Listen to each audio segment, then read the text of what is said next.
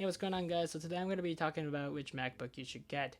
Right now I'm on Apple's website, and as you can see it says compare Mac models, so you can see all the models and the respective specs, and based on your occupation and your budget I'm going to be suggesting you the right MacBook. So anyways, let me start off by talking about the one you should stay away from. Regardless of your occupation or your budget, you should definitely stay away from the MacBook Pro 13-inch. And I'm going to tell you why. Number 1, it weighs in at 4.5 pounds. And you compare that to 2.03, 2.38, 2.96, 3.48, and 4.49. And remember, this is a 15-inch, not a 13-inch. It really shows how heavy it is. The primary reason why it's so heavy and thick is because of that CD slot and the little CD opening.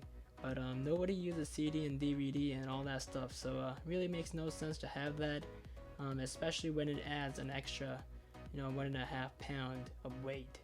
And it's just gonna look silly in a few years when no one else remembers about the whole CD technology, unfortunately. And the 13.3 inch display isn't bad, isn't terrible, but it's not great either. It's not Retina Display, it's not full HD, it's none of that. So really the display won't amaze you at all. The 7 hours of battery life, when you compare it to 12 hours right here, or the 10 hours or the 9 hours, it doesn't really impress you all that much. Obviously 7 hours for a laptop is pretty good, but like I said, if you're paying over $1,000, you kind of want that 12 hours, don't you? So basically this is some old technology. The design hasn't changed in a few years. Really doesn't make sense to get this. So which one should you get? I think you should get this one, the MacBook Air 13-inch. You obviously have to deal with that crappy display here too, but at least you get the 12 hours of battery life, 2.96 pounds, very portable, very light, very futuristic, very thin, despite the fact the design really hasn't changed for this either. And we can talk about the performance and the specs here. It's not going to impress you, but when you actually use it, it's very it's very smooth, it's very quick. The solid state drive makes it really fast, so I don't think you'll be disappointed. I constantly edit with my MacBook Air on Final Cut Pro and it works completely fine.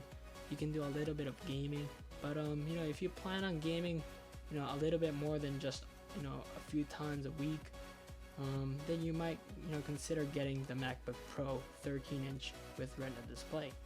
This one, you get the Retina Display obviously, but you also get better performance, better processor, a little bit faster, 10 hours of battery life despite the fact it's Retina Display, and it's still 3.48 pounds. It's definitely not the lightest, but when you compare it to that 4.5, it's it's a full pound lighter, so it's not that heavy either. The one that I really want to talk about is this one, the MacBook, the latest flagship Mac. This is the one that Apple is really trying to sell, the one that Apple really wants you to buy.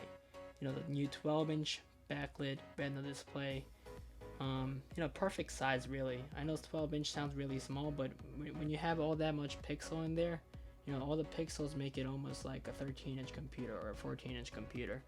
The 1.1 gigahertz and the 1.2 gigahertz really don't impress you at all, but just like the 1.6 here, the way everything's built, it should work completely fine. You might not be able to game, especially because this computer doesn't have any fans and all that stuff, but just everything else would work fine. Obviously the 2.03 pounds, you really can't beat that. Really can't. The gold, silver, and the space gray looks amazing. Something that you would expect from Apple. A very sleek, very good looking computer.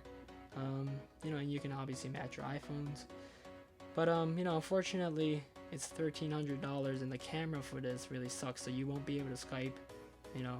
It's like the iPad 2 when they just slapped on a crappy front facing camera. And it really reminds me of the time when MacBook Air was first released, when it was so expensive, but people were like, oh my god, it's the sickest thing ever. Well, it's something like that. It's just that it's not as really surprising because we already saw the MacBook Air and all that other stuff. But the price should go down later this year or sometime next year hopefully, And you know, once the MacBook hits that $1,100 range, that's when you should really consider getting it. But right now it's just way too expensive for what you're getting. Obviously, if you have the money, go ahead and buy it, but you know, you won't get the best out of your money.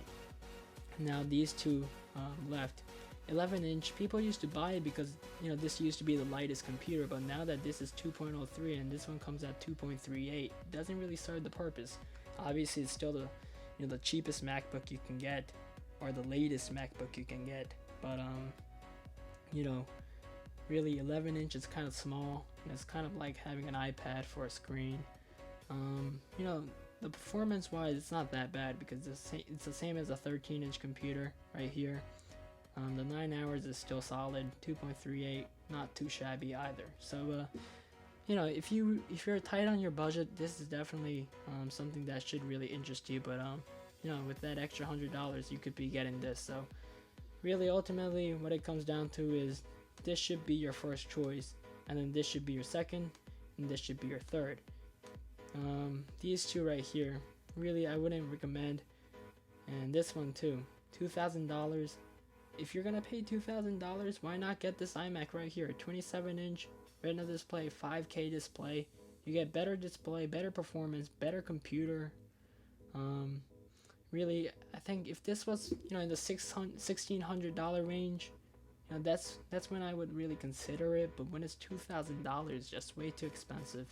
So you know, unless you really need that 15-inch Retina display, you know, but it doesn't really make sense because, like I said, this is a 5K display and a 27-inch. So if you really need that 15-inch, why not get the 27-inch?